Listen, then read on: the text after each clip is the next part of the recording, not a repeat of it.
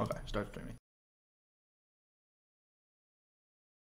Hello everyone, we are alive, we're back after last night's show, which actually, in hindsight, I think every show we've watched this weekend, the next day I've been like, that was better than I portrayed it as. Hopefully this will be the same. We are here, I'm joined by Tucker once again, hello. For a preview show for the after party to the biggest show in sports entertainment. We might be on the air when the biggest show in sports entertainment starts in an hour. But, we're really previewing the after show. So there are 16 matches on this card, including the pre-show and including the two Battle Royals. We're going to start by previewing the Battle Royals, because they're not on. I'm not tracking them, so I will forget them if we don't start with them. Asuka's literally in the Battle Royal, isn't she? That is something. Is there anything you have to say about either of the Battle Royals?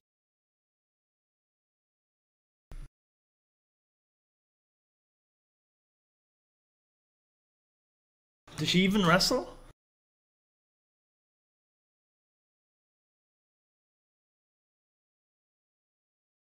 Match thing, Noted part of pro wrestling. Carmella was kind of a Battle Royal specialist not long ago. Is she in this match? She is in this match, isn't she? Ah, here we go.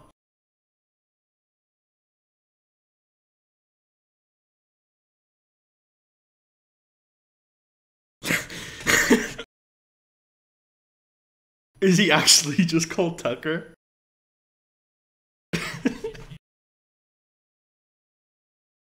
That's amazing. So, yeah, the Battle Royals are happening. I think they'll be fun. I'm going to watch the pre-show if we get off early enough. What's on the pre-show? So you think, or do you know, or do you think? Okay, cool.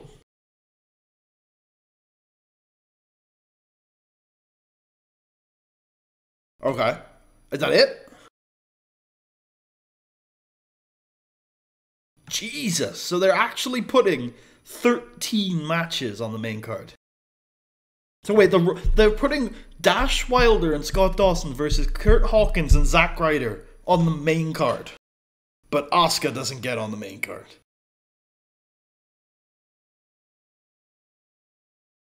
Okay, it might be. I think last year a few things got bumped down to the pre-show late, so we might. I would be shocked if that Raw Tag Title match makes the card. What about you?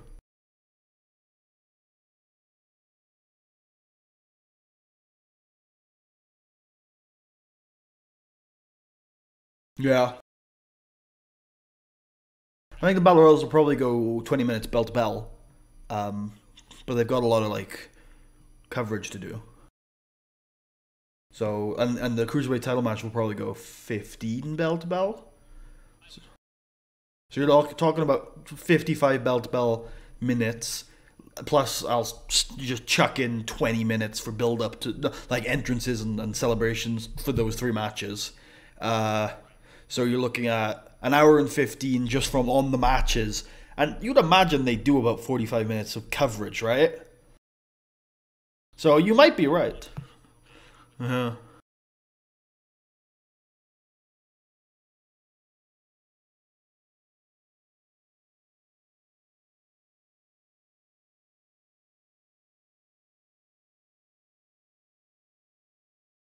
Oh, McAfee.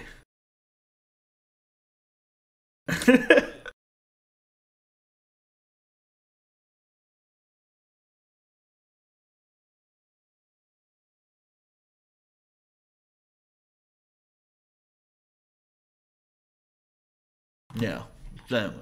Uh, so let's talk about Buddy Murphy versus Tony Nese. I haven't watched the build up to this, and I don't think Tony Nese is very good, but I think Buddy Murphy is very very good. What do you know about? Do you know more about this than me? Go ahead.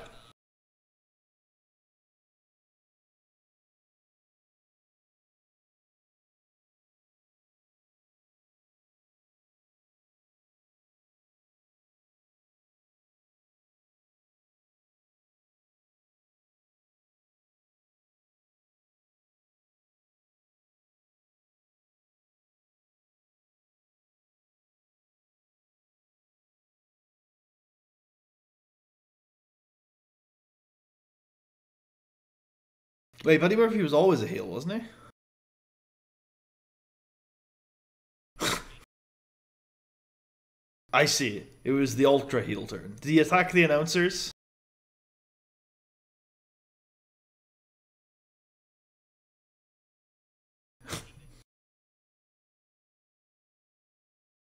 What if you square the heel?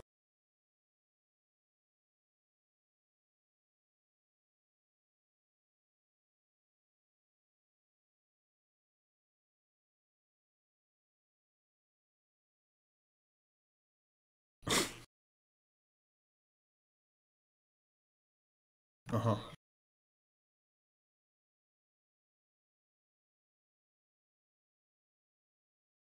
Oh, hold on a second. For some reason, my desktop audio isn't coming through. I don't think they've been able to hear you this whole time, which would be very sad if true. Yeah. Sure, you go ahead. I'll try and fix that. Huh. That's really weird. I think it's tracking my desktop audio. Advanced audio properties. Huh, that is incredibly weird. I think it's using my television audio. Wait a minute, I'm gonna try something. I think the audio device that OBS is using is my monitor. So let me switch my Discord output to my monitor and see if I'm right. So try talking for me. Hello, everybody. It is I, Dave Meltzer. Yep, that is indeed the case. That's so strange. OBS output audio. Weird. Huh. That's really strange. I can't have you on my monitor all show. I don't really know how to fix this without restarting maybe my PC. So I guess that's what I'm gonna do. So if you're watching on the stream, I'm gonna restart my PC, and for you, Tucker, I'll be back as quick as I can. We're back on the air if everything's gone the way I hope. Should we just go back from the top? Yeah, I was thinking about doing that. Yeah. Just completely redoing it. Upload this one. Oh, doing a new event? No, we will restart, but we won't make a new event or anything. As soon as I'm confirmed that we're back on the air, we won't recover the same points, but we'll restart. We'll reset and kind of go over what we were talking about. Okay. I could put like a timestamp in the description, like this is where the show restarts. How to actually... Yeah, okay, right, we're back on the air. So, hello everyone, welcome back to the Sunday podcast. Well, it is technically Sunday, but it's no longer the Sunday podcast. I am now joined by Tucker. Hello, they can hear you. Hello, I was a ghost before, and now I'm alive again, trapped forever on this plane, never to leave or pass on. It's strange, one of those troubleshooting when it comes to like hardware that is an interesting conundrum is when you know what caused the problem, but you don't know why. So I know why you weren't, I know what caused you not coming through, but I have no idea why. I don't understand it, but I know what the cause was. So I plugged so I had my headphones out because I was traveling a lot today. So I had my headphones with me so I could listen to audiobooks. And so I only just plugged them in like 15 minutes before the show started, which, is usually fine, but clearly OBS, for some reason, just saw my monitor, which I'd been using for most of the day, as my primary audio device, even though I just plugged my headphones in. It's very strange. Ooh, yeah, that's weird. So, before we cut out, we covered the pre-show. What's on the pre-show is Buddy Murphy versus Tony Nese and the two Battle Royals, and I also posited that I think the Raw Tag Team titles is going to drop onto their last minute, but then we ran through the matches and how long we think they're going to take, and we decided that they might not actually drop the Raw Tag Team titles onto there, but we're not entirely sure. And then Tucker was telling us the build to the Cruiserweight title match, so why don't you continue? Buddy Murphy and Tony Nese were friends. They were kind of tag team partners. It was around the time during the summer last year where everybody in 205 Live got like a best friend, and it was very heavily hinted that we were probably going to get cruiserweight tag belts, and then we didn't, so nothing happened with that. Tony Nese won a tournament. He beat Cedric Alexander in the final, the man who Buddy Murphy beat, and so it was going to be friend versus friend until Buddy Murphy heel turned on Tony Nese, making this a heel squared versus a face divided by heel matchup. Yeah, we were talking about the mathematics of heel versus face and stuff like that. Yeah. Yeah, what do you think about the match itself? Like, again, I think we're both on the Buddy Murphy hype train. Is this going to be another kind of... Like, he does tend to do well with these pre-show spots, but these Mania pre-shows tend to be particularly hard because, like, you've got a half-filled stadium and people are filtering in. It's quite a difficult spot. Yeah, I would definitely agree with that. But I think that just because like the women's and men's battle royals are so kind of similar, I think this will have the closing spot on the pre-show for the matches. Your kickoff show main event, if you will. But I think Buddy Murphy has kind of made it a thing with getting these pre-show spots all the time. I think he uses that as like motivation for him to just go out there and put on a really good match. Tony Nese is probably the lowest quality opponent he's had in his time with the Cruiserweight Championship. I mean, I know you like him, and the match was good, but Humberto Carrillo is a pretty low quality opponent. I like him a lot, though. I think he's got a lot of... Have you seen a single match of his since then? Other than the Johnny Gargano one? One. Okay. And I thought it was okay. So it could have just been Murphy is actually like the greatest wrestler of all time. I don't think he's the greatest wrestler of all time, but I do think he's really good. Yeah. I think if you gave Murphy the kind of push 2015 Bailey had, 2016 Bailey, he would be a top 3 wrestler of the year contender. But, you know, I've been wrong about... I thought Tama Tonga was going to be a good wrestler a long time ago. So, you know, there are definitely times where I've seen the tools wrong. But I think he's proven it. I think him versus Mustafa Ali last year was a top tier rivalry. They had like 4 matches. They all felt different. They all felt great. They were the best things WWE TV put on all year, in my opinion. Like, I don't... Yeah. There are a few people that have that kind of pedigree. So I do think he's really, really good. Yeah, it's definitely... I would say that those matches are both a combination of the fact that Murphy and now just Ali... because... No. I'm Vince McMahon, damn it, and Mustafa is... No way is he only going by Ali. He is now Ali. Oh That's my it. god. Because I'm Vince McMahon, damn it, and Mustafa is a terrorist name. Jesus Christ. I'm Vince McMahon, damn it. I'm just saying, what do you think his rationale is if he changed Apollo Crews' name from Apollo Crews to just Apollo because Crews reminded him of a completely different guy named Crews, spelt differently, who shot up a school? Like, Vince is sometimes fucking ridiculous with the jumps in logic he makes, where he's Apollo like... Apollo is no longer running the Apollo crew. That's true. He runs the redacted. But yeah, no, I think this match has some potential to be pretty decent. It would take Murphy a little bit of a, I don't want to say like a total carry job. Nese has some decent qualities in there. He's got some good high-flying skills. He definitely looks the part of a decent wrestler more than he acts the part. But, you know, it could be good.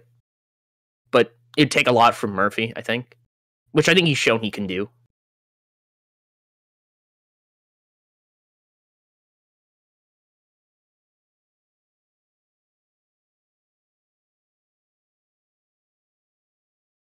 Yeah, so sorry, I was That was replying to a weird. message. I was hoping that the inner like podcaster in you might take over when you weren't getting a reply. But I was like, he's not, is he? I'm gonna have to finish this message. I thought the internet went down. I I was see. like looking around, panicking. I was like, what happened? What happened? Did Discord die? Like, ooh, scary moment there. Yeah. So because the pre-show is literally going to start before we finish tonight, we should move on to the main card. I guess starting and quickly doing the Raw Tag Team titles because they might be on the pre-show. So this one's hard for me because I like the Revival, but I don't think anything that's happened with them this year has been like compelling. But I haven't watched it. I don't watch the product. So, and I know you don't either. I don't think, but like. I'm around it a lot more than you are. Yeah, that's fair. Like, I know what's happening. Yeah, well, I check out websites and stuff, but I definitely don't have like a good grip on what's happening. I think you definitely have a better one. So do you have anything? Do you have anything to say about the Raw Tag Team title match? I think this match isn't going to be very good. No. This match exists as a vehicle to do what Raw's booking team seems to love to do, and that's to put the belts on goofy comedy, like you think lower Ryder and mid-card Hawkins are winning? Oh yeah, we're supposed to do predictions on these shows. So yeah. Who do you think's winning the Battle Royals and the Cruiserweight title match? Women's Battle Royal, to my absolute pain. Okay, you know what? She's not confirmed here, supposedly, so I can't. We'll have to do people who are confirmed. You don't have to. You can do whatever you want, man. Yeah, but it's just weird when I hear the rumors that Lacey Evans is going to win when she's not even in the match, supposedly. But I'll go with Lacey Evans just because I think Vince would do that. Okay. And I think for the men's side, who makes absolutely no sense to win this?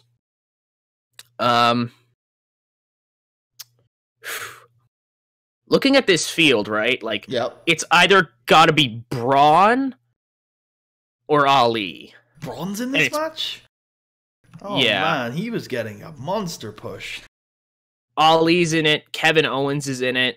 All these kind of guys who have kind of been shafted by the rise of Kofi Kingston. They couldn't fucking get more of these guys. They couldn't have just done Ali versus Kevin Owens because they fought in a triple threat match at the last show, and then you could say it was a number one contenders match or something like that. Put the IC title into an interpromotional 8-man ladder match. Do like, people need where's to see my ladder match? And Finn Balor? Okay, who do you think's winning the men's battle royal? Ali. Okay, and then cruiserweight. Who do you think's winning? The cruiserweight? Murphy. Okay, I thought you would say that, but I don't know. Part of me thought you might go differently. I'm gonna go Asuka, Adam Cole, and Murphy. Ooh, that's nice. Some nice predictions there. All right. So yes, back to the World Tag Team. So yeah, So the reason why I brought that up is because you seem to imply that you think Ryder and Hawkins are winning. Yes. Go on.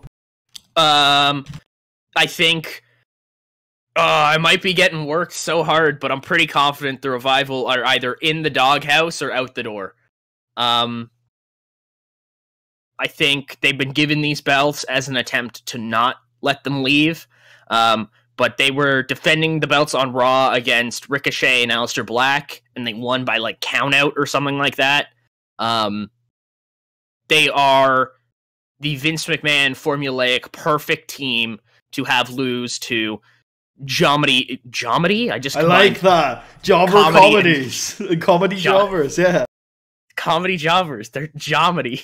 A Jomity tag team like Kurt Hawkins and Zack Ryder. And also the Kurt Hawkins, Zack Ryder kind of tag team Revival has been kind of building since Royal Rumble, I think. So it kind of would close a bit of a story that they've been doing. All right, so I think they are on their way out, but I don't think they do the switch here. I don't know. Not here. Yeah, I don't watch the product, so I don't know where, who's going to take the belts off them. So it might very well be Ryder and Hawkins, but I imagine they build a real team. Maybe one that's in the other tag match is getting drafted, and then they take the titles off like in a month. Something like that. I think... I have an alternate pitch for you. Sure. The Revival win this, go to Raw tomorrow night, and lose to Fish and O'Reilly. Yeah. Or Fish and Strong. Or O'Reilly and Strong, if they want to say fuck Strong and Fish, Cole and O'Reilly, Cole and Fish, Cole and Strong, any Well, I picked the specific O'Reilly Strong because I think it's the good one. Ah, that's fair. Yeah. I think Strong replacing Fish when he was injured was awesome. Yeah, that's a good pick. Either way, I think that's not here, but I completely see why you are going your way, and so I'm picking Revival. So next match, now we can actually open up a bit. We've got most of the direct and potential pre-show stuff out of the way. So what do you want to cover next? You want to go in? I gotta check what order this. Yeah, okay. We're gonna go in reverse order of what this CBS article has. So up next is the SmackDown Tag Team Championships. So that's the Usos versus Ricochet and Aleister Black versus The Bar versus Rusev and Shinsuke Nakamura. Yeah. Ooh. So this could be really good. Yes, it could be. This is like that era a couple years ago when Tokyo Dome would just open up with a junior tag match, and it was just crazy and fun and awesome and a guaranteed hoot. I think this could be very much the same. Black and Ricochet, they do really cool spots. The Usos are that type of team. I think someone described this on a podcast years ago, and I think that the description is perfect. When you're not watching the Usos wrestle, you think that they're a little boring, but then you remember every time you start watching them wrestle that they're actually pretty good, and you forget again by the time you next watch them, so they're in a constant state of pleasantly surprising you. So yeah, the Usos are pretty good. It's going to be fun. Shinsuke Nakamura is still a very good pro wrestler, as is Rusev, and the Bar's a really good tag team. Like, this match is going to bang, hopefully, on paper. Yeah, I'm very similar with you. Ricochet and Black provide kind of the fun factor to this match. The Usos are consistently great, and what you said exactly, because I always think to myself, the Usos are so boring. Why do they get so many tag title reigns? And then I think about all the great matches, all the great tag team matches they've had. Like, every single pay-per-view, they're always having a banger fucking match. What the crazy thing is, though, you just mentioned that, and I think the same way as you. They haven't had that many tag team title reigns. Is it 6? Let me have a look to confirm. It is 6, and like 2 of them have come like this year.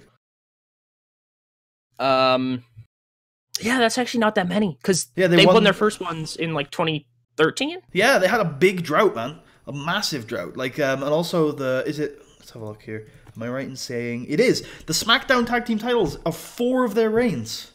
So before the SmackDown tag team titles, they had 2. But if I'm not wrong, their first reign was like 9-10 months of just really stale, just the Usos versus Michael Tarver and David McGillicuddy, or whatever his name was. There were some good reigns. There were some good matches in there, like that reign I'm seeing. Wait, no. Their first reign was only 6 months. Oh. Yeah. Well, and then the second reign would have had the Wyatts there. What am I thinking? The second reign was only like 2 months. And the second reign wasn't the Wyatts. It was the first reign that was the Wyatts. Oh, okay. Maybe I I have the them first backwards. titles in 2014. Apparently. Oh my god. Why is it like in my head the Usos were like just... I don't even know. I had, when you said that, I was like, yeah, they did reign for like ages. But that's so wild. Ugh. Huh. It's either like, I guess that's a really bad thing then, that I thought that their 6-month reign was like a 10-month reign and nothing happened. Ooh. But maybe there was a really good match in those 6 months. That was the battleground 2 out of 3 falls match with the Wyatts. That was really good. What I was kind of referring to there. And then their second. So yeah. Anyway, they haven't had that many tag. Like I think the Bar have as many as they do, or somewhere similar. And they've won the SmackDown tag titles like 4 times since its inception.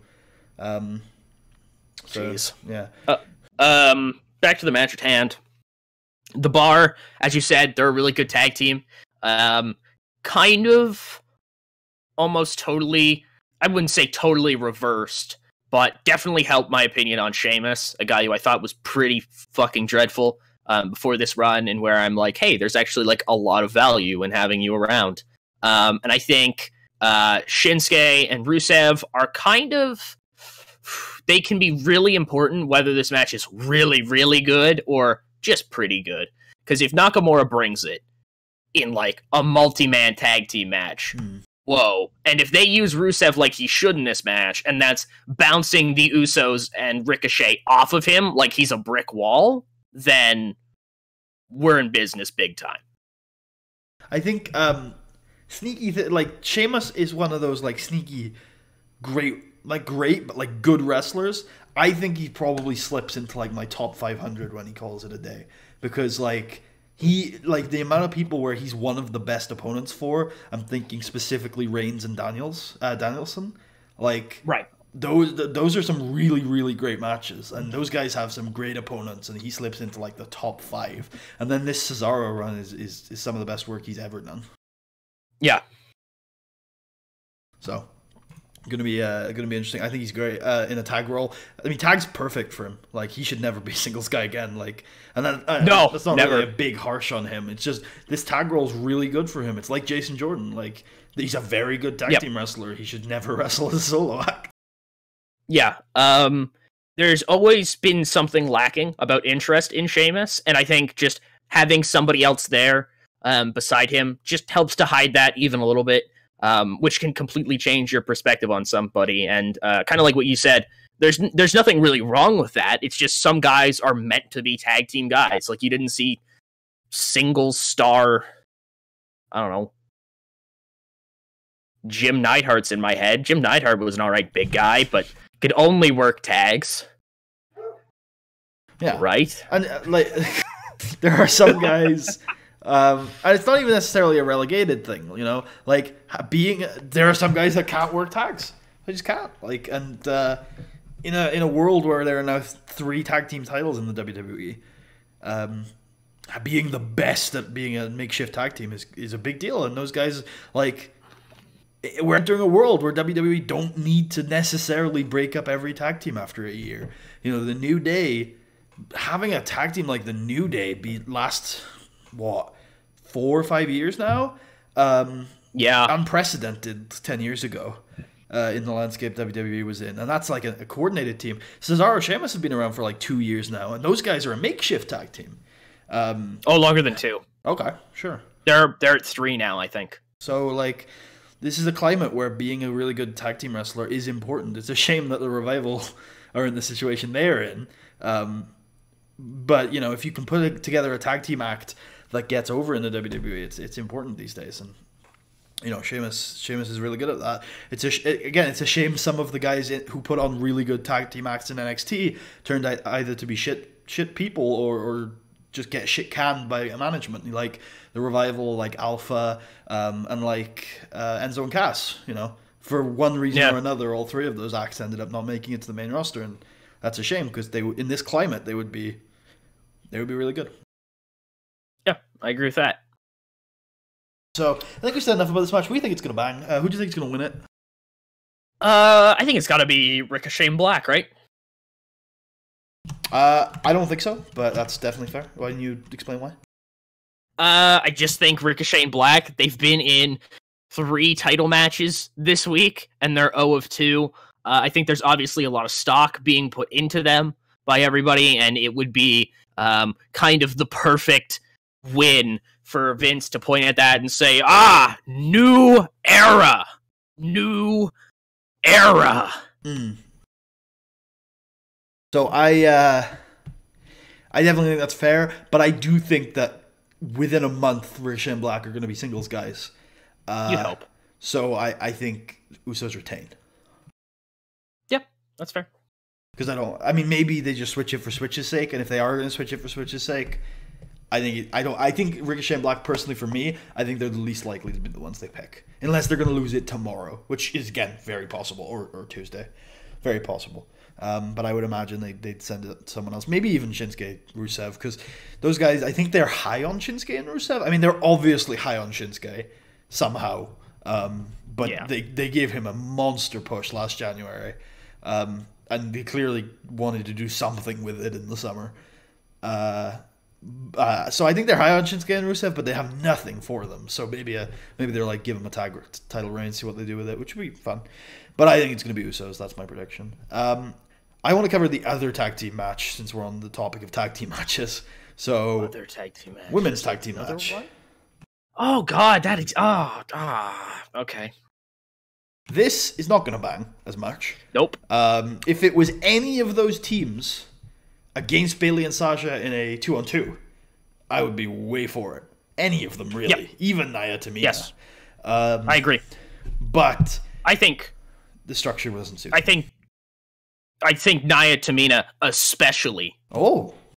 Like, if they just... That would probably be the match I was cautiously looking forward to the most. I think Nia is a pretty damn good big woman worker. Is it big woman then, if it's not big man? Sure. I guess that is how that works. And Tamina is definitely look, a wrestler. If we've learned anything from the main event, you can call her a big man. She's not the man, but she's a big man. That's right. She is a big man. Tamina is definitely a wrestler who has wrestled for some time, and it will probably wrestle tonight. So, yeah, probably. I just think that with what Nia has done with Bayley in the past, I don't think it's that far of a stretch to say that adding Sasha into that mix at Mania, with obviously Sasha, I think, attempting to kill herself on any kind of larger stage. Yeah, I think that's one thing that might save this match, is because they might try to structure it as a spot fest, and if they do, Sasha's going to kill herself. Yes. So maybe. And look, Billy and Peyton are good. The tag team elimination chamber wasn't that bad, and 3 of these teams were in it. They weren't the best teams. Well, one of them was, but I would have liked to see some of the other teams from that match in here. But Beth and Natalya are interesting. They might be good, but they probably won't be. Natalya's got a reverse Uso thing where I swear that she's a really solid professional wrestler, and then I watch a Natalya match and I go, why are you ever being paid to do anything? You are awful. You are Dave Meltzer. She's very uninteresting. She's doesn't do any moves aside from a sharpshooter. She also yells a lot, if I remember correctly. Yeah, it does a lot of ah! Give me what I want. You know what I want. Give me what I want. Yeah. And then Beth Phoenix is, I think, okay, if memory serves. Yeah, I think she was alright. Let's hope our memories are correct. Who's winning? I think we're both going to win this one. Sasha and Bayley is retaining. Yeah. I'd be very shocked. We both, I think that they're keeping it till SummerSlam and possibly beyond, and fighting Sky Pirates at SummerSlam. Yeah, that's definitely what I believe this would build to. If I was... Because obviously the women's tag team division is kind of going for, like, quality matchups. I think that's what they're going with. I think that's what we want it to be, but I don't think that's been the case yet. Yeah, that's fair. But there's definitely, I think, a reason to believe that they might just go with Sky Pirates versus the Boss and Hug connection. You say that like it isn't amazing. So, moving on. I say it like Hug Life isn't a better name. Well, you know, I accept everything from our Boss and Hug overlords. So, what's the next match you want to cover? I'll go back to where I was in my CBS sheet. Thank you, CBS. CBS, official sponsor of the podcast. No, but if you'd like to get in contact, you can contact us. Not CBS. Not at podcast@gmail.com, because that's a very different podcast. Don't go there. Damn you, Jonathan Puddle.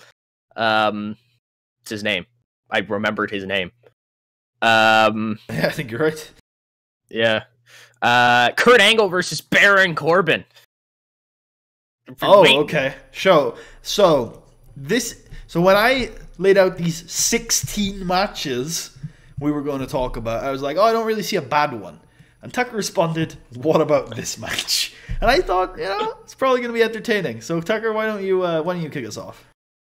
Yeah, the moment you said that, I agree, definitely. But I've only this weekend, watching Cole Gargano, accepted that wrestling can definitely be so bad it's good. And I think that's gonna fall in here. Because, listen, I've said it so many times on this thing that you would be convinced that I was him secretly. Baron Corbin is like my favorite thing about Monday Night Raw. He just shows up, beats up baby faces, and then leaves, no repercussions at all. Nobody ever beats him up. He just is heat. He's living heat. He's like the NWO all rolled up into one guy. No babyface will ever beat him clean, and it doesn't start tonight. But it does start tonight, I know that. This match has the potential to either go 30 seconds or 9 minutes.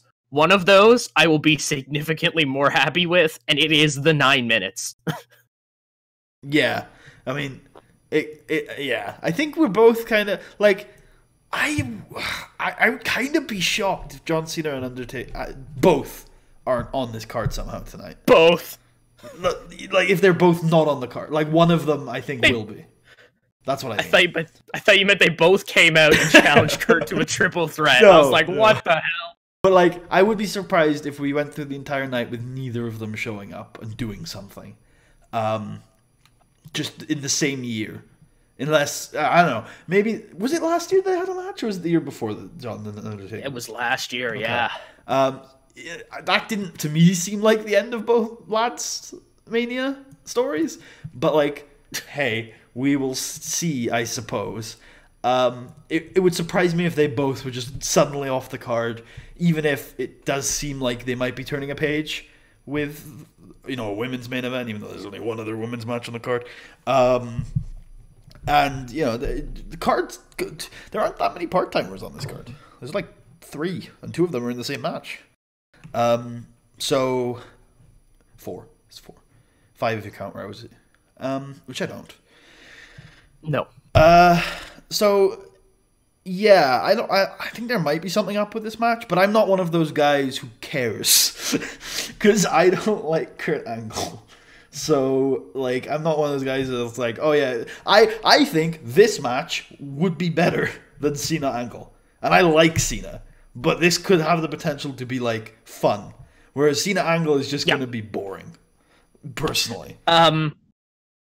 Baron Corbin, like, as I already talked about him being a heat magnet, but I think as a person, he's got a really good comedic timing, and it's actually a really great opponent for Kurt to fight, because Baron Corbin's, like, shocked facials are, like, some of my favorite, like, ever. When he's like, what?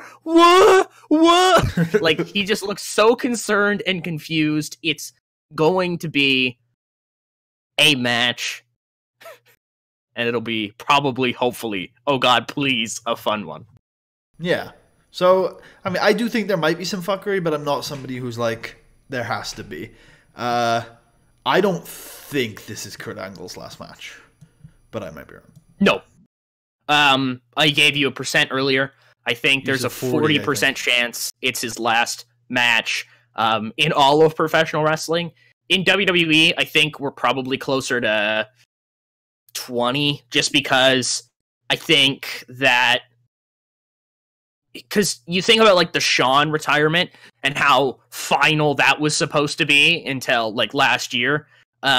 8 years from now, Kurt Angle will probably be in a wheelchair with how his body's going. So I don't think he'll have that opportunity to come back with the WWE, but I think definitely some random indie promotion will be like, come on, Kurt, come on, just get in there and fight. Indie promotion is ROH. Yeah. So who's winning? I think Kurt Angle. You know, I'm saying Corbin because I think they might just do it. I would love Corbin to win just for the heat. Like, listen, if Baron Corbin beats Kurt Angle clean in his final WWE match at WrestleMania, like, he goes into heat Super Saiyan mode. Like, he is untouchable at this point. If you touch him, your entire body will light on fire. But, like, I just don't see them doing that, especially with how much, obviously, I think the part-time older fellows are a big part of what WWE does they now. Are, but Angle's not on that tier, though. Like, you can feel the tiers of part-timers in the WWE. Kurt Angle is no Shawn Michaels. No, but, like, Angle is not Triple H or Brock, for example. No. Like, no. The way they treat But them. I think... I do, and also I think that if they cared about fan reaction to this event, like this particular match, this would not be the match. So I think there's a part of me that thinks that the reason why they've stuck with they've kept this match being the way it is because this isn't Angle's final match, and Corbin's winning. I think that like this whole thing has been a plan to get the meta heat that it has gotten. He's already got meta heat, though. They already blamed him for, like, killing their ratings or whatever. Like, they were like, Baron Corbin is entirely responsible for bad booking. It's Baron Corbin's fault. Every time somebody you don't like, are you saying Baron Corbin win, can have too much meta heat? Because I think everything should always come back to Baron Corbin. Video footage of Baron Corbin forcing Daniel Bryan out of the WrestleMania 30 main event before like he gets thwarted. Baron Corbin was the one who injured Daniel Bryan after WrestleMania 30. You can just see there's some footage from 2013 of Baron Corbin slipping some Z-Packs into the doc's office when someone's in there. Baron Corbin did. He did the 1992 steroids trial. Baron Corbin. He's the dirty doctor. Baron Corbin dressed up as Kane and eliminated CM Punk from the Rumble that year.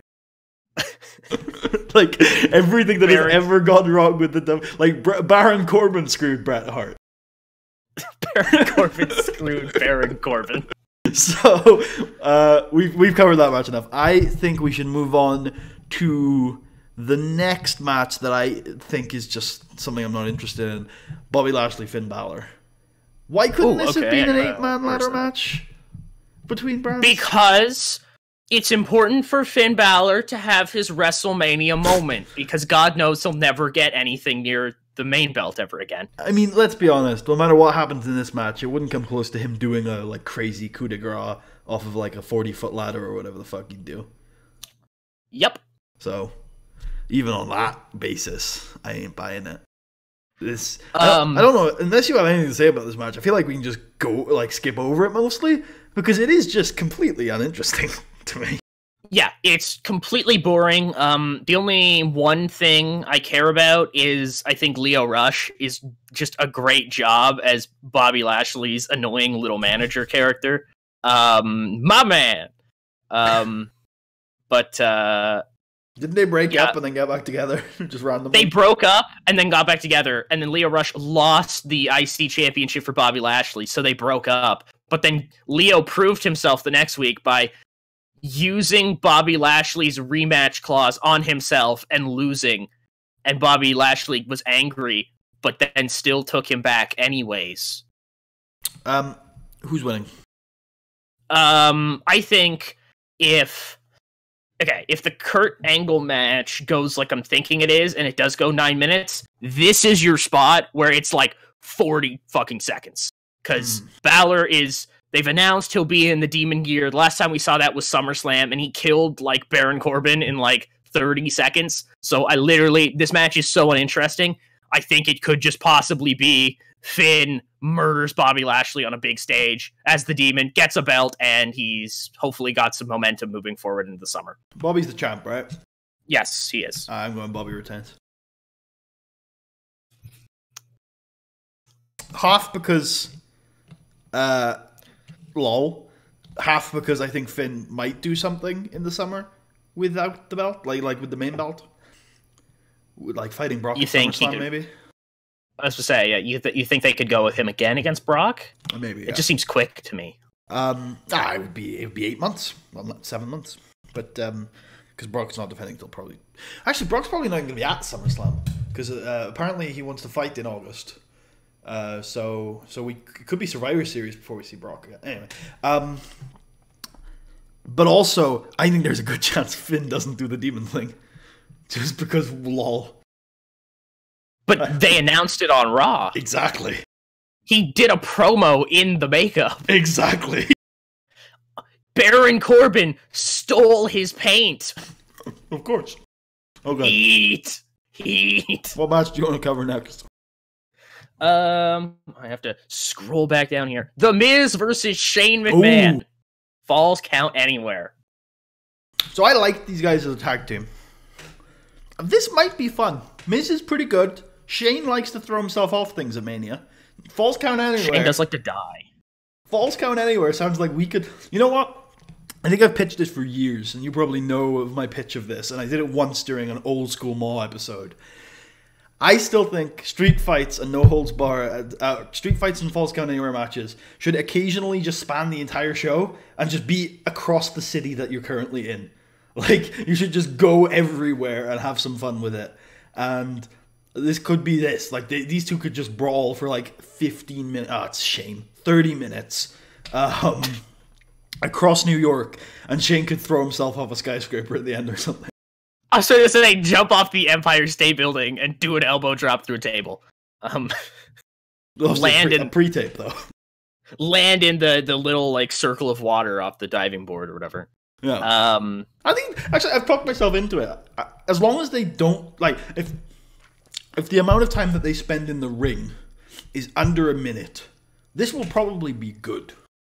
Yeah, as long as the majority of the match is not inside the ring and they do at least some stuff backstage to make all the people who paid watch on a TV, yeah, then it will be worth it. Because, you know, Shane is going to, like, climb up on top of, like, a bus or something like that and jump off of a bus because, you know, of course he is. You got anything else to say about this? No, pretty much not. Who's winning?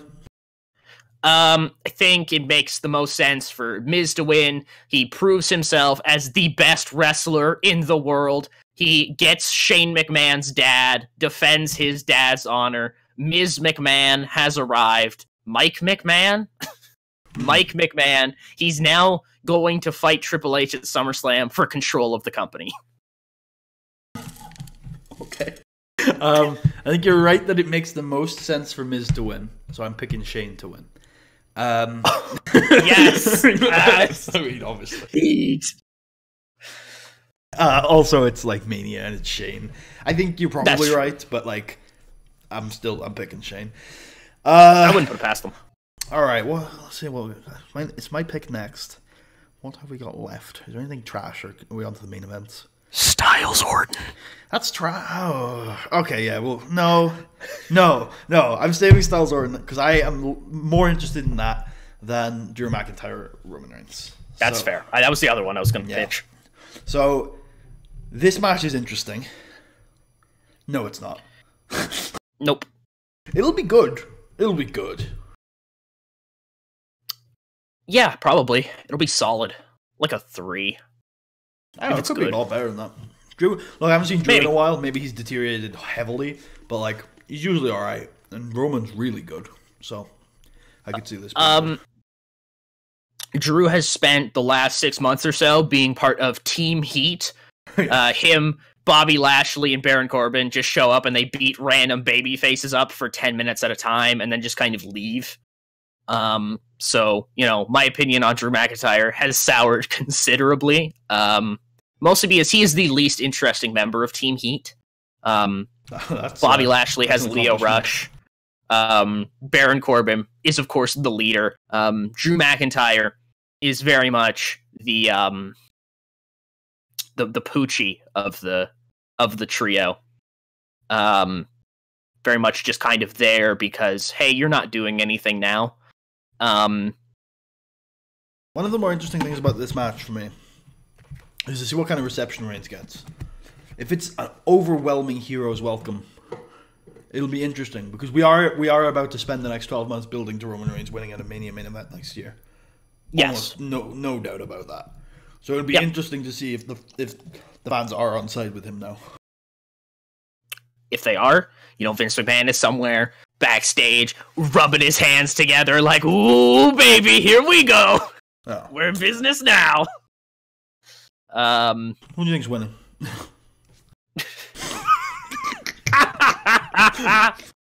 Ooh, all right, moving on. All right, I'll put us both down for a double Drew McIntyre.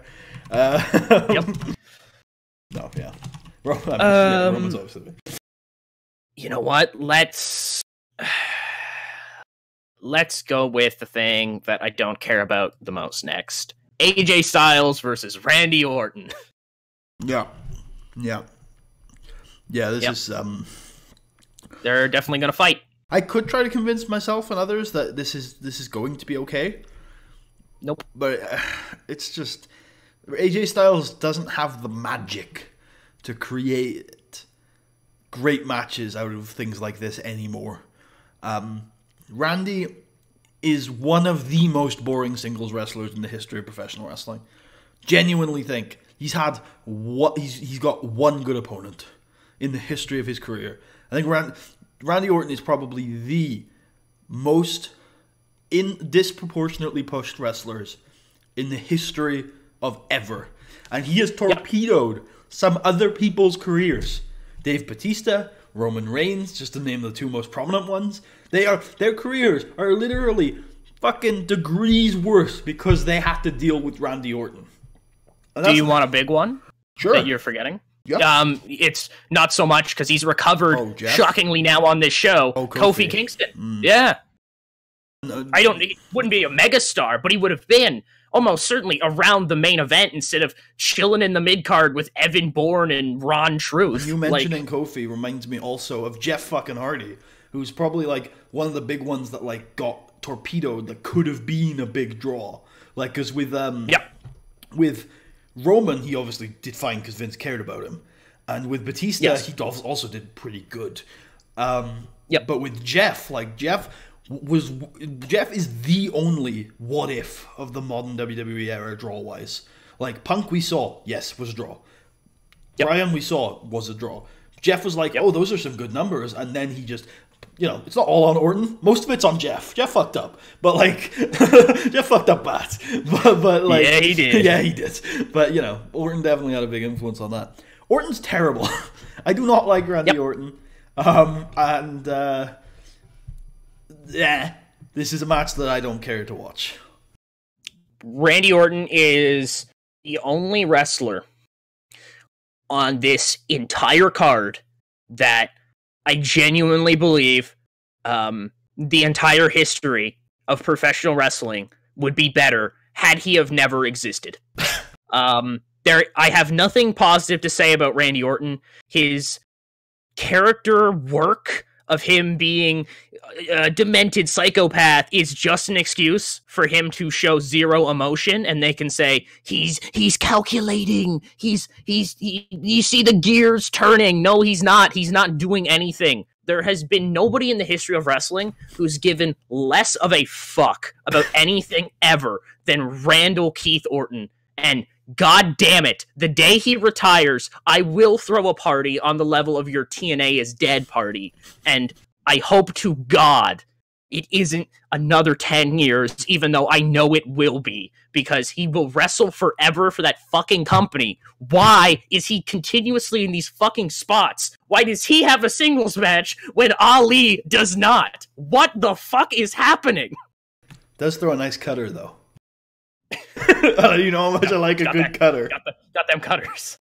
Who's winning? Who cares? Who's winning? Who's winning? Oh god, let's be honest, Randy Orton. Because I think I see them putting Kofi versus Orton because... What the fuck? Because fuck you, Kofi, that's why. Fuck you. I'm going with Styles. I think they're really high on him, and I think they have decided that Orton's done. But who knows? Orton hope. Won the Rumble. I would hope. Like, was it last year? Like, yes. No, Shinsuke was last year. I think it was the year before. Right? And you faced Bray? Yeah. No, 2 years ago. Yeah. Yeah. 2 years ago. So, like... If I'm 1,000% honest, I think AJ will win this, but I will not be surprised at all when Randy Orton does win. Yeah, of course. So, moving on from that match, we spent too much time on it because we both hate Randy Orton. My pick next, my hope that this is match of the night, and I think it might be, is Samoa Joe, Rey Mysterio. So that's my next. So, Rey's had an amazing year so far. Incredible year. He's working towards like the peak of his career. He's always had a great head. He's always known which spots to pull. He's pulling off some insane spots for his age at this point. Yep. And still working the way he always has. Top maybe 10 years of his career, getting better every time. Samoa Joe's not in a great place, but Rey Mysterio's been working so well, and this is such a cool dynamic that this could bang. I think, like you said, Rey is doing stuff that was better than what I think was his physical prime. I've just received word Randy Orton AJ Styles is opening the show. With Jerry Lawler on special guest commentary, apparently. Of course. In case you needed any more of a reason to watch that match. That's absurd. Yeah. Rey Mysterio is touching on stuff that he could only do when I think he was in his physical prime in like the mid 90s before, the roids. The knees, that's what it was. Not the roid. What are you talking about? Roids? I don't even know what those are. There ain't no roids. What's that? There ain't no roids? Yeah. Nobody Rey said anything about roids. That gut, it's Rey's just not trying at all anymore. That's what it is. Yeah. It's not a roid belly or nothing. Get out of here. No, but I'm very glad that he looks so much insanely better than he did only 4 or 5 years ago when he was last with the WWE, teaming with Sin Cara.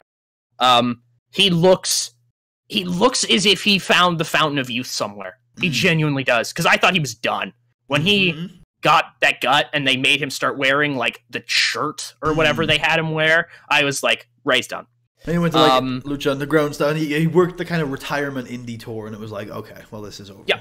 The Lucha Underground, his character was very much wise old man near the end of his career, and I think somebody like hurt him really bad, and he was like the motivation for like Prince Puma, to like, be your inner Rey Mysterio or something like that.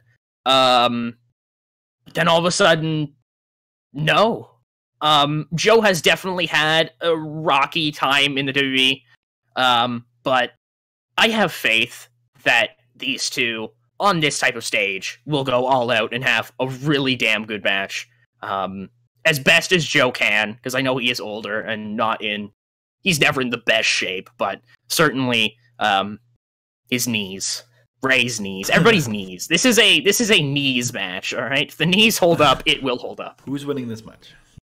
I think Rey. Yeah, me too.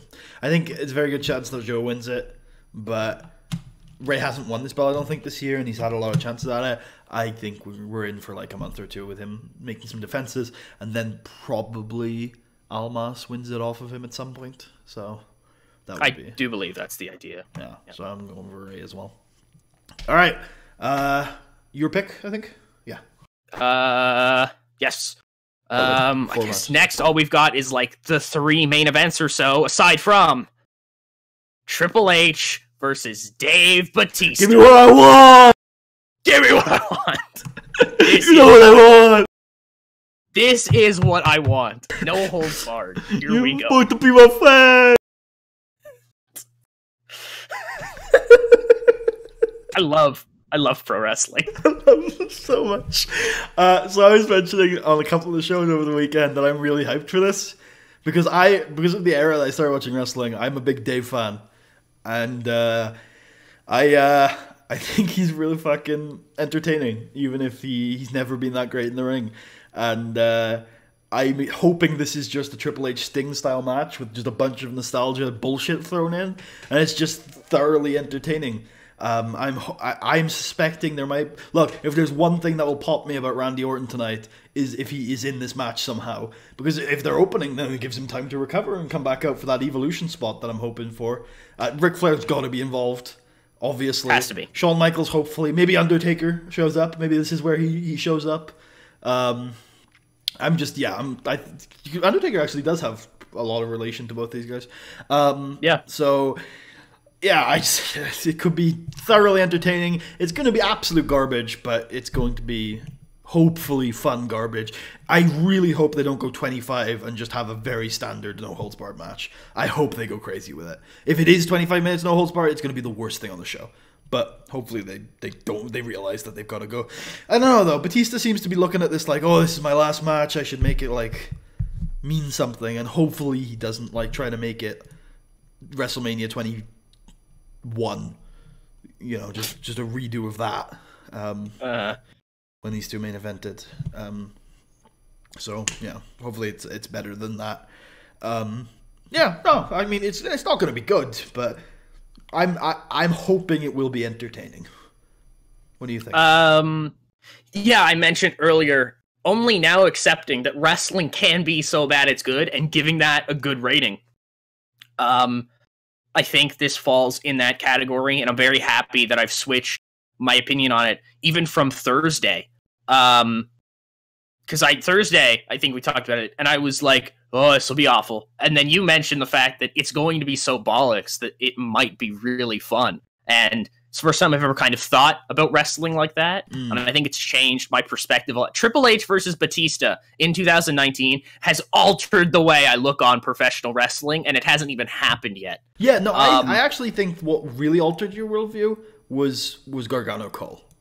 I think that was the one where, once you ran through the contingencies in your head, you were like... Since it just came up, sure. Dave Meltzer has called Johnny Gargano versus Adam Cole the best match on North American soil of all time. That just adds to the match. I love Dave. It's amazing. It's so good. He's boosted my rating with that take. Yeah, that makes that match so much better. I wish at some point Adam Cole had mouthed 6 stars or something like that. 12 stars, 12 baby. stars, baby. That's amazing. Oh my god, I wasn't expecting that. I wasn't either. I thought he would just say it was pretty good. Yeah, I thought it was 4.5 or 4 3/4. Yeah. He's probably giving it 6 if he said... He's got to be giving it at least 6 if he's saying that. Yeah. Anyways, Triple H versus Batista. If Ric Flair doesn't come out, I'm going to be upset. Yeah. Batista's fun. His promo on Monday was fucking great. Comes down to the ring, stands there. I need to watch that. As all the fans chant his name, he's sitting there. He takes his glasses off, his rose-tinted glasses, looks in the mic and just says, "Hunter, kiss my ass," and then puts the shades back on as his theme goes, "Yeah!" And it's just so fucking cool. Wait, did he legitimately have rose-tinted glasses? Rose-tinted glasses. That's amazing! Yeah, I gotta get a picture of this if I can. That's amazing! Big Dave is the best. I love that man so much. Right, who's winning it? Triple H. Oh, okay. I thought this was on nearly the Roman level, but here I was. I shouldn't assume anything. You think Triple H is going to retire? The fuck out of here, man! What's wrong with you? Wait, what? This match is Triple H's career on the line. Oh, I didn't. Triple H loses. He can never wrestle again. Oh, well, I'm glad you told me that. And Batista is here just for a minute, so yeah, change your opinion now. Yeah, no, never mind. I didn't think it's Batista's retirement match. So I never really thought that was okay. It's both of their retirement matches. End of an era. Yeah, I can't. Part of me thinks they might do it, but I can't bring myself to actually. Although, to be fair, my God, his name is actually McAfee. If I can't bring myself to pick against Triple H in that situation. Although, you know, if he does lose, odds are he wrestles at SummerSlam anyway. So, you know, there is that. But yeah, you're probably right. That's stupid though. Man should definitely lose. That's awesome. Yeah. That's amazing. I've just gotten now that I don't know why. I literally said it. I've just gotten now that they're rose tinted like glasses. Oh, Yeah, that's yeah. so good. That's so good. That's amazing. I love this. If that's intentional, I love this. Well, remember when he came back or something and he was wearing like a blue earring? And Dave gets the dress thing. He definitely dresses to impress, let's say. Yeah, he wore blue glasses when he came back Yeah. because the blue Tista thing or whatever took off when he was leaving. So I'm gonna pick. So let's both make a pact to leave the main event to last. Yes. So I'm going to say we should start with Brock Seth because I think if we do that, the other two matches, I think we're going to be more I positive. thought we were leaving the main event till last. You don't think they pull the bait and switch and be like, "Oh, just kidding"? I wouldn't be surprised. Although if they're going to do that, Brock Seth isn't going on last. Roman McIntyre is going on last. You know where the Undertaker's gonna show up then? Oh, dude! Unfinished business, Reigns. Stop predicting the actual future. All right, let's start with Brock Seth. Match should be good, actually. I remember when it got announced. It should be. I thought it was going to be trash, and then I went back and looked, and actually these two haven't actually had that many matches. I'm just making it up. So I was definitely wrong to say these two had bad chemistry. And actually, obviously in their history, one of the matches they have had is a triple threat, which is really good. Yeah, it's interesting. I've got more hopes about it now than I did at the Rumble. I've done my research, and I was wrong. I was definitely wrong in saying this matchup was going to be a guaranteed shitter. It could be interesting. People who watch WWE a lot and are mainly WWE guys think Seth's been on a hot streak for like a year now in the ring, and I think Brock Lesnar's a pretty good pro wrestler, actually. Like, my view on Brock Lesnar is famously completely the opposite of what most people think, and that is he doesn't draw money, but he's really good at wrestling, which is like completely the opposite of what most people seem to think. So, like, yeah, I think this is probably going to be pretty good. Yeah, I would say the exact same thing with you. I enjoy a lot of the Brock matches because they're sprints. They know what Brock is good at, and that's selling a whole bunch, hitting his big power moves every once in a while, faking a big babyface comeback from whoever he's fighting, and then Brock winning. Yeah, I think the biggest talk we need to have about this match is who's winning, because it's Brock. Okay, because I'm gonna say the opposite of what you're gonna say. Okay, I know that already. I just don't know where the hell. I know where the hell else you go. But do you want to wait a year for it? Yeah, I think so. Because then Roman can be the Universal Champion and the UFC Heavyweight Champion. So At the same time. yeah. So in case people don't know our cryptic talk, the reason why I think Brock is now winning and wouldn't have if Roman wasn't back. I do think if Roman wasn't back, Seth probably wins. But because Roman is back, Vince is going to try and have Roman beat Brock. There is, of course, I mean, it could be that Vince is done with the Brock thing. And it's like, now is the time, have Seth win. You can do Seth Roman next year, right? Or Roman someone. But I just... there's something about Vince McMahon that I just think he's going to... I think Vince McMahon thinks Seth is winning. I still don't think Seth is winning. Because I think by the time we get there, he'll change his mind. Well, because, Putty, let's be honest, right? If we're looking at the three kind of big world title matches, right? Yeah. You've got Kofi almost certainly beating Bryan, right? Like, it would be really crazy if they just, like, stomped Kofi. That would be... Okay, it would be lit as fuck for the heat, and I would have to blame Baron Corbin somehow. Here's the oh my god, if they make Luke Harper return... I think... And beat... Oh my god, I that's think it, isn't only it? one of the 3 baby faces are actually winning.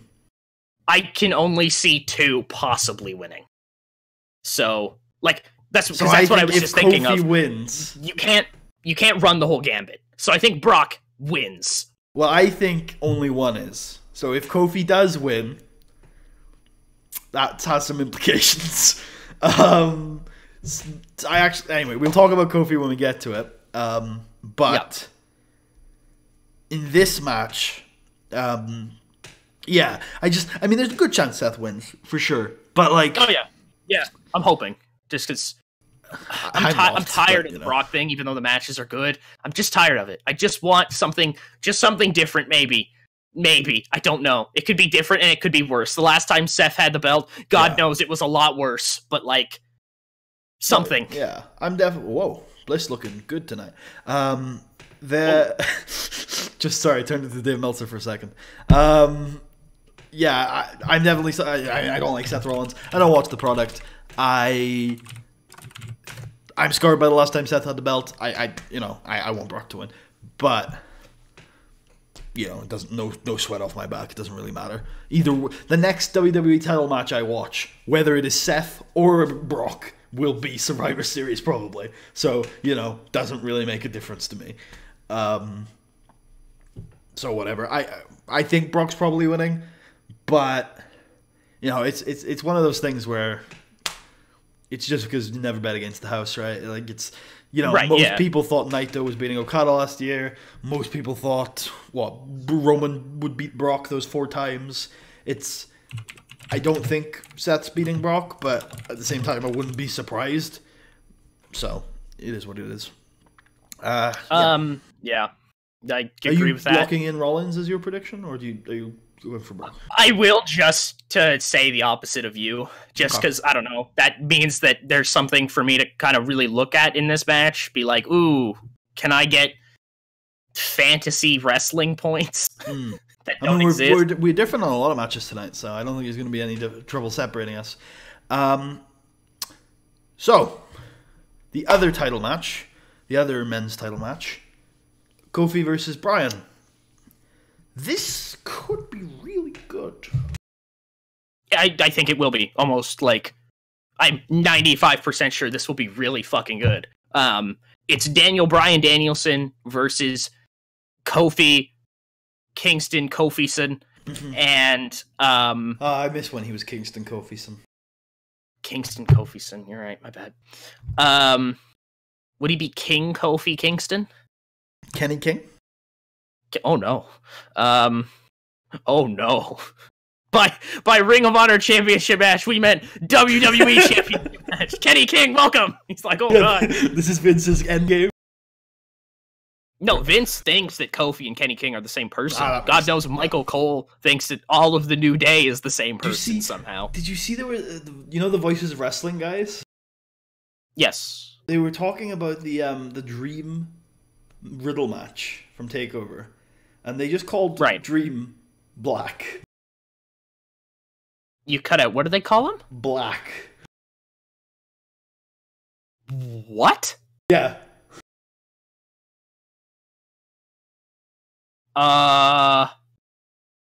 Presumably mistaking him for Aleister Black, right? Right, yeah, that's what my mind instantly jumped to, and then went, wait, that makes no sense. Were they... Oh, no. Yeah, that's disheartening, isn't it? That wow. is. So going back to more heartening matters, this story's been done really well. This Kofi Bryan thing, and it's gonna end with a fun match. For me, personally, I think the whole end game of this story is just the match. We've gotten here, Kofi's having a big moment, and it's gonna be really fun and cool, and that's it for me. Like I get that for most people the story has to end with Kofi winning. But I just don't think so. I think the whole story was getting to this point. This is the victory. is having the match. And I think either way you go with it, it's interesting, personally. I think you gain more by having Kofi win, but I don't think it matters that much either way, personally. I will counter with two things. One, if the end game of this was just for Kofi to get here, I believe he should have and would have won on his own and not gotten in via the New Day winning like a gauntlet match. I think that would have been his moment then, and they would have made it a bigger deal with like fucking streamers and shit and been like, oh my god, Kofi Kingston is going to WrestleMania instead of just Kofi's at Mania. Yep, okay. That's fair. And I also think, though, it would be really fun to have Kofi lose for one reason. They've tried to all of a sudden, like, just kind of force in callbacks to Bryan versus Kingston. It's obvious this is built very similarly, but Vince has all of a sudden started referring to him as a B-plus player, literally just the last two shows, because, hey, this is like that thing, remember? But now the guy who was the guy is now the guy. But I think have become the Boston Red Sox. Yeah, but I think there's actually a really fun story to tell there if Bryan just beats Kofi because he's that damn good. I was about to say, he never was a B-plus player. He never was. And Daniel Bryan was actually always a fucking A player. The whole Kofi reason why Bryan was a pissed B-plus off back player. then was because he knew if he was in Orton's position, he never would have lost. He doesn't hate Orton. He just hates this idea that he's the best. Because he's not the best. Daniel Bryan's the best. I think there's a lot of fun with Kofi losing, and I would not be angry at all if Kofi lost, just because it stops being... Okay, if Kofi Kingston loses this match, all of a sudden, it stops being a story in Kofi Kingston's career and becomes a story in Daniel Bryan's career. Like, we completely shift the narrative from... Kofi Kingston is this underdog guy who's always been with the company for such a long time now, like 11 years, 12 years. He's just been working. He's almost gotten there, but he never really got a fair shot. Now here he is. He's getting a shot. To Daniel Bryan was a guy who came up from being a mid-card guy pretty fast, who caught fire, became the most popular professional wrestler in this decade in America. Not to be confused with Mex America. And he was the best. Yeah, I think your perspective is illuminating to me for sure. And I also think that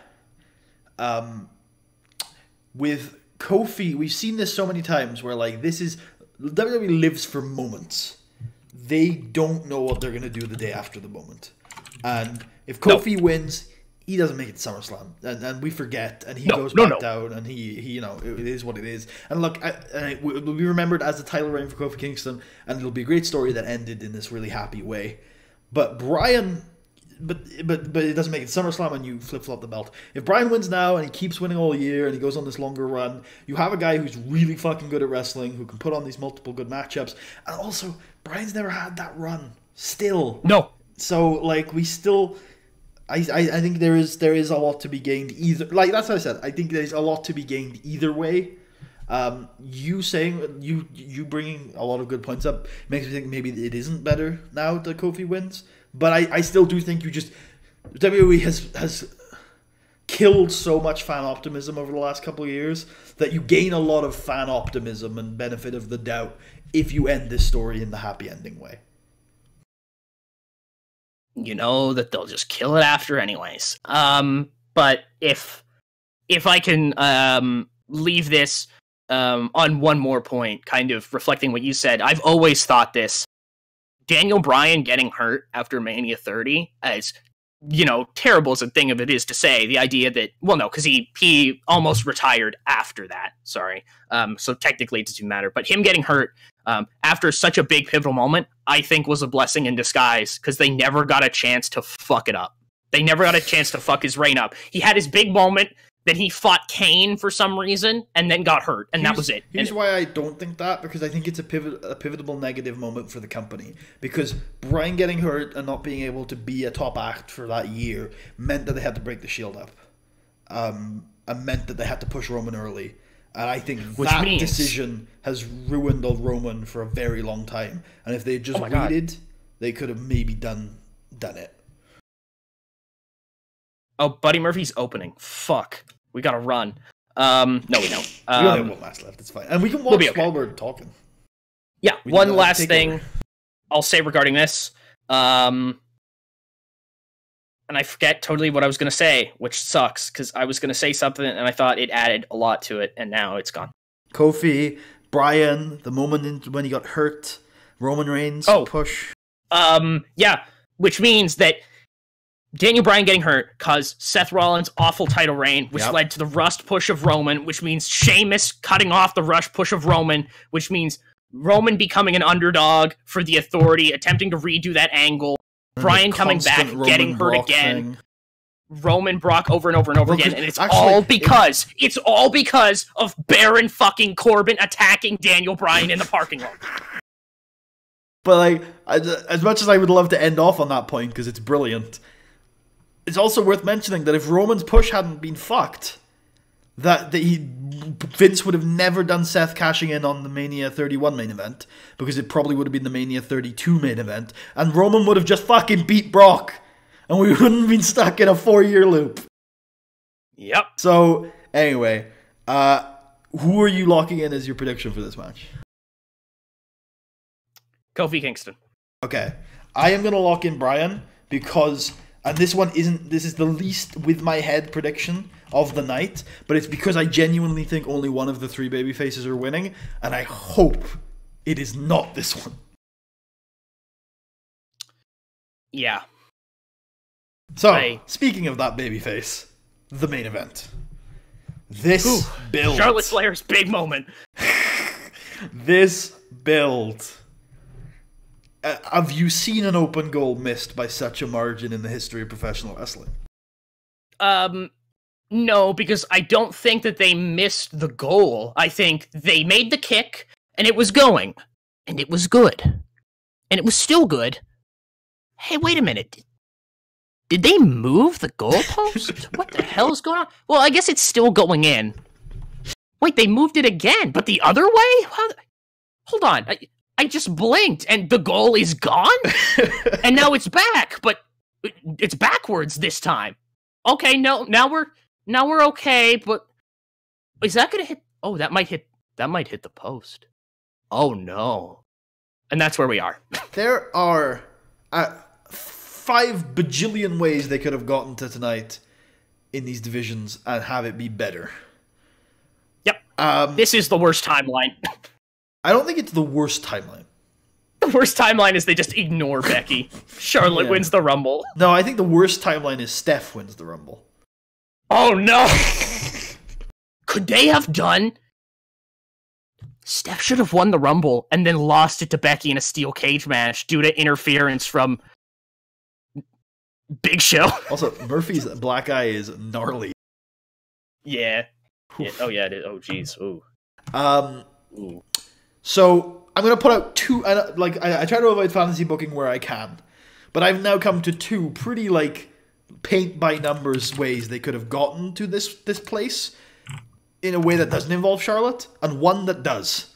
So first of all, as we've said pretty much the entire time, because it's the obvious way to go, Becky Ronda, Charlotte Asuka, open goals. Just do those 2 matches instead at Mania, and that would have been I think everyone would have been happier. You get more women's matches on the card. Charlotte Asuka would be good. Becky Ronda would be good. You make Becky a megastar. Charlotte gets to win another title at Mania. Great, right? Everyone's happy. Literally happy. Everyone. Management to your most smarky Mark fan. You know what I mean? Everyone's happy. Everybody gets what they want. Alternatively, Becky beats Asuka at Mania at Rumble, still enters the Rumble, wins it, and you get to Becky versus Ronda champ that way by having Becky win the Rumble as SmackDown champ. Now, those are not involving Charlotte in the main event, because I just don't think she should be there. But if you still want to get Charlotte there, don't have her take the belt off of Asuka. It was so weird, this choice, because it was done because everybody. It's done because of what you just said. Charlotte being there doesn't really make any sense. So they said, let's make it make sense by giving her a belt that should not be involved in the match anyways, and then make it make sense retroactively when we make it a winner-takes-all match. Hell, and they've done almost everything wrong. Because yes, they took Becky off TV for like a couple weeks, or she was, and I'm like, what? And then also when you had her try to enter the match by facing Charlotte, that let's assume she's winning this match for now. We'll talk about the burning down timelines in a second. But assuming she's winning this match, Charlotte's just a piece of the story. You don't need to keep her that strong. Fuck, she's won like 8 titles now. Like, she's a made woman. Like, you don't need to protect her. Like, if you're going to have Becky earn her way back into the match, just have her beat Charlotte. Why do you need to do the Ronda bullshit? That hurt the story too. They've done literally everything wrong. I think this is a match that still means something. If Becky wins this and has 2 titles, beats Ronda Rousey in the biggest mainstream occasion of the entire year, I still think she is made. I still think that is a proper star. And I think that she has been building to it for the last 6 months. It's organic. I think she will make a difference. But they've gone about it. They've done everything wrong. And that seems just incredible to me that they've managed to do that.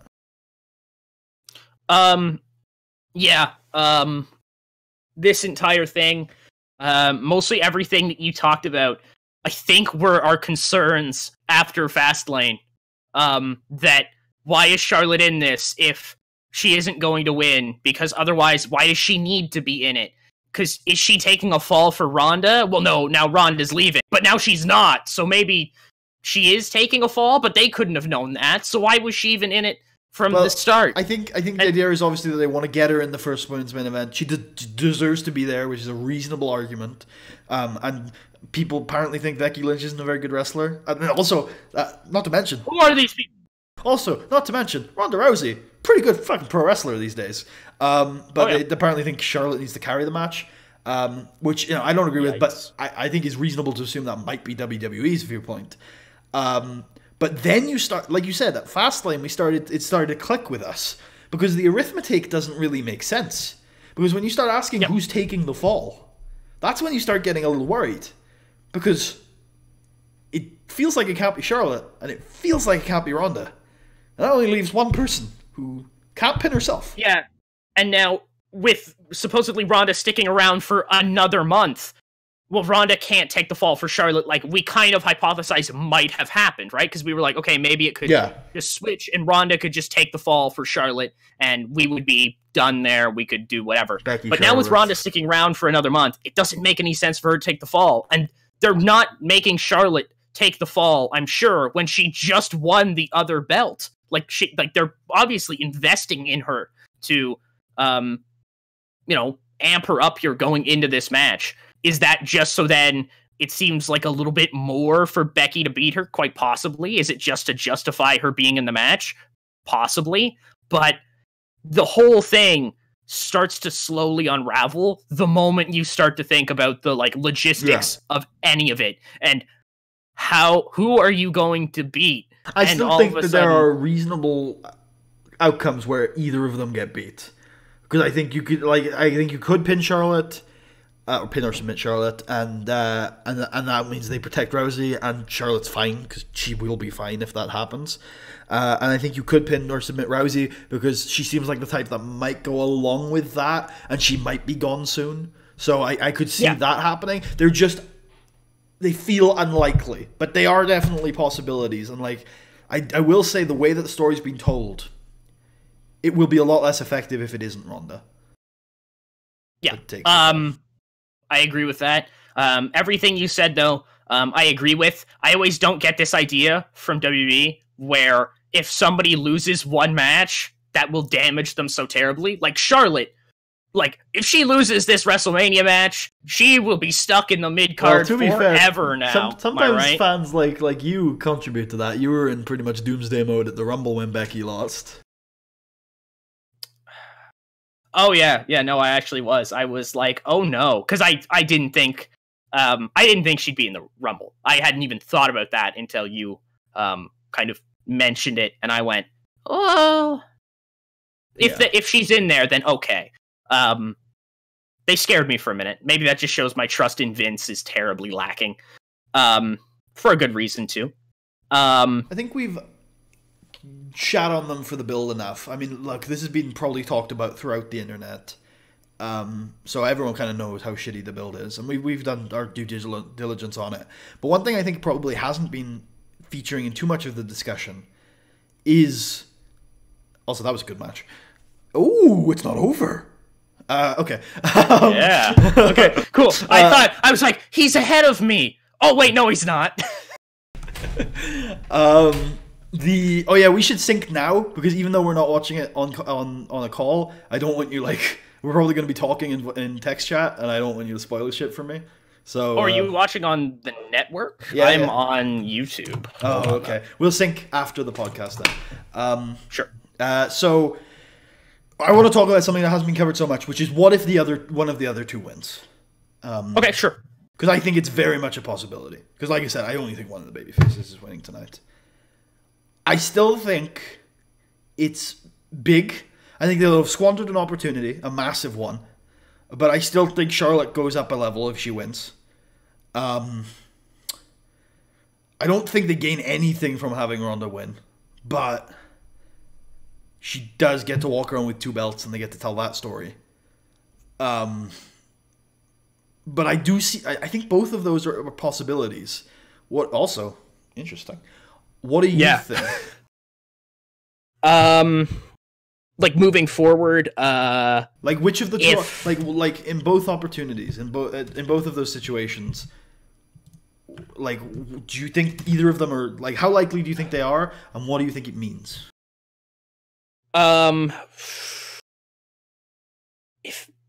It's tough, I think, for me, just because I really don't think they will mess up this. But the build, you know what I mean? It's just right there, Vince. Just kick it in. Just kick it in, Vince. You got it. You got it, buddy. Come on. Come on. Yo, you're going the wrong way. Vince, turn around. No, own goal. No. I don't know who I'd rather see win, if not Becky. I guess Ronda, because then there's an increased chance of her just sticking around for a month and then dropping it to Becky anyways. Maybe. Oh, I think if she wins, I don't think Becky's getting those belts. Becky's just done, you think? No, I don't think Becky's done, but I don't think she's the one beating Ronda in a month. I don't think... Actually, here's what I think. So I'll quickly interject in this and say... If Ronda wins, what I think happens is that Ronda leaves with the belts and comes back for SummerSlam or Survivor Series with them. Yeah. See, I could only see that if it was still 2 belts. Also, that's one other thing, is maybe she does that, and then one of the brands runs a story where they strip her. But not both. Just one of the brands decides, and that's how they take a stand, we're the wrestling brand, because after 30 days we're taking our belt back. The only thing that I could say to argue with that is the fact that in kayfabe, aren't Raw and SmackDown now booked by the same people? Yeah, but they could also spin it she hasn't defended this one, because she has defended the Raw one. So they could say, she hasn't defended the SmackDown one, so after 30 days we're taking it off her. After 30 days, Ronda's gone for 6 months. It's shouldn't have the Raw one also probably expired here at some point? And maybe, they could also, they could spin this. They could have an interim champion. Or, Putty, what if the SmackDown belts have 30-day defense clauses, but the Raw belts don't? Because, Brock's been Universal Champion for ages, and he doesn't defend every 30 days, so no, Raw belts just don't have that. And they could also, because this whole story is so much more MMA influenced than anything else they've done, I do think the opportunity for them to have interim champions is on the table. Yeah, no, definitely. I think. I mean, like I said, I mean, my instinct is that the Ronda stuff could be cool from a storytelling perspective, but they gain so little. That's the thing, right? If Becky wins or Charlotte wins, they gain something. Those two winning, and those two being in the match, it's a big deal for them. But if they win, they have the mainstream press. People know who they are. I think it's a step up for both if they win. But with Ronda winning, neither of them. Like Charlotte and Becky, they're in the match. People know who they are. But the press is all about Ronda. And they lose that. But I do think there's some interesting story to tell there. Charlotte could win, though. Charlotte could just win and, like, hurt me emotionally. She's only been kind of... She's been on, like, Raw and SmackDown, like the main roster or whatever, for what? 4 years? And I've seen 10 years worth of Charlotte, and she kind of bores me. Like a lot. I think I think she's very good, but I think she's overpushed. Like, she's very good, and she's being pushed like the greatest of all time. Well, that's obviously what Vince wants. Yes. Like, wants because she's a very good wrestler, and she's blonde. Like, I get it, Vince. I get it. Well, you know, that's not the only reason why. Like, she was a very good wrestler, and she was blonde. To stop, like... what's to stop Kelly from being the greatest of all time? The very good wrestler thing. Oh, my bad. Yeah. I know you missed that part. But like, what I will say is that I never in a million years thought Asuka wasn't winning last year. So there are a lot of times in professional wrestling, some guys don't have it, but most do, where you get a sense for cliches, you get a sense for storytelling. Like, at the Rumble, as soon as the women's match went on first, I was like, yeah, Becky's winning the Rumble. Like, you get those senses. You've seen the cliches a million times, you know they're following through. Like, the one time, like, sometimes they just break the cliches. And the most times that's happened in recent years has been with Roman Reigns and Charlotte. And so it's very possible that happens again tonight. But, God, it's got to be Becky, right? God, you'd hope. You'd hope so much. You'd hope. And if they don't, God have mercy on the women's division's soul. Oh, yeah. Because, Asuka died for Becky's sins. Let's hope it's not for vain. Okay, I'm just going to say this. The reaction... Okay. You guys thought that Roman Reigns beating The Undertaker at WrestleMania and that response that Roman got the Raw after was bad? If Ronda or Charlotte win this match and they show up on Raw, they won't be on screen and people will be chanting, "Fuck you, Charlotte." Like, I think Becky is, especially in New York of the United States of America. And we heard that ROH crowd yesterday, they don't give no shits.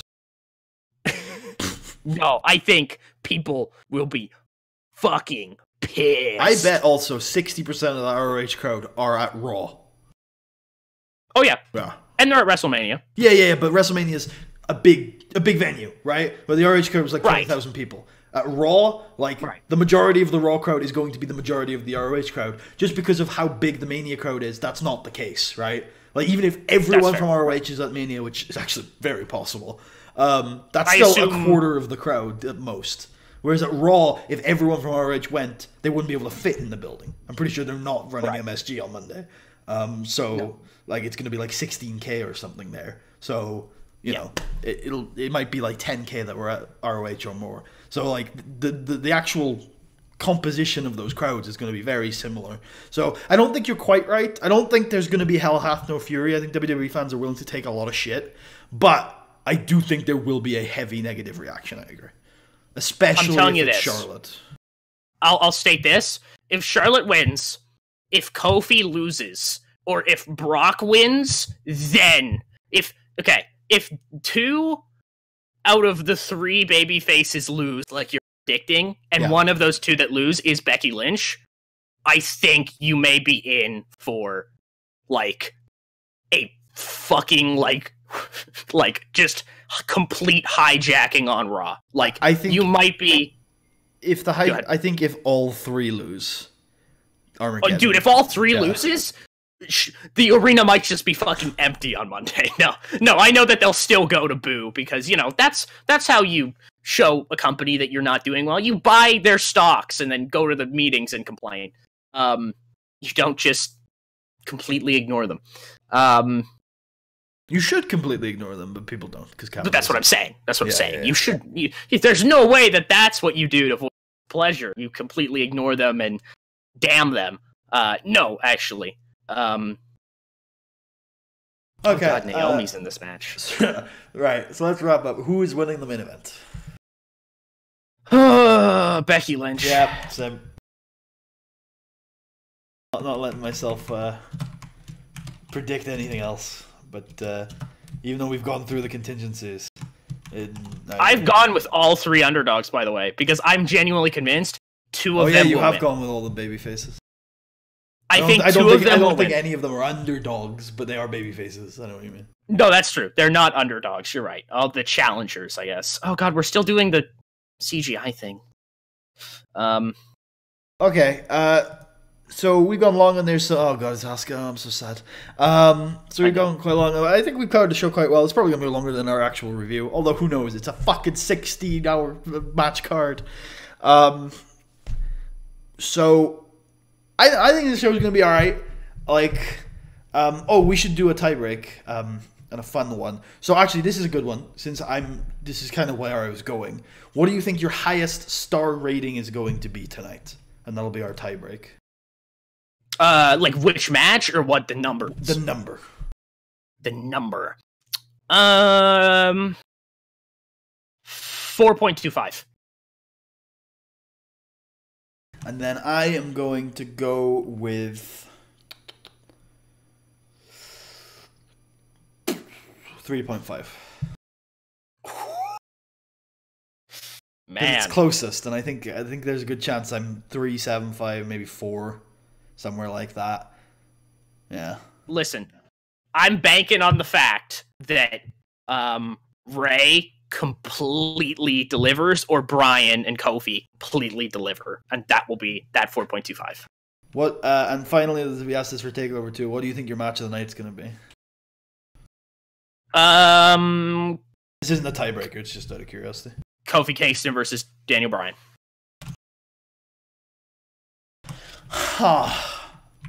I'm not gonna go with the schmoz fest like I did for Takeover, because even though I say Batista versus Triple H. Yeah, I think it is gonna be fun. But there are some actually genuinely potentially good matches on this card. So I'm gonna go with. I probably would have gone with you, but with the same one you did. But I'm gonna go a little differently. I hope it's Mysterio Joe, but I'm gonna go for the main event. Cool. So yeah, there's our predictions, our preview for Mania. It kicks off in about an hour and a quarter. Is that right? Yep. So, hour 15. It's free for new subscribers at the WWE Network. Chill. The WWE official sponsor of the podcast.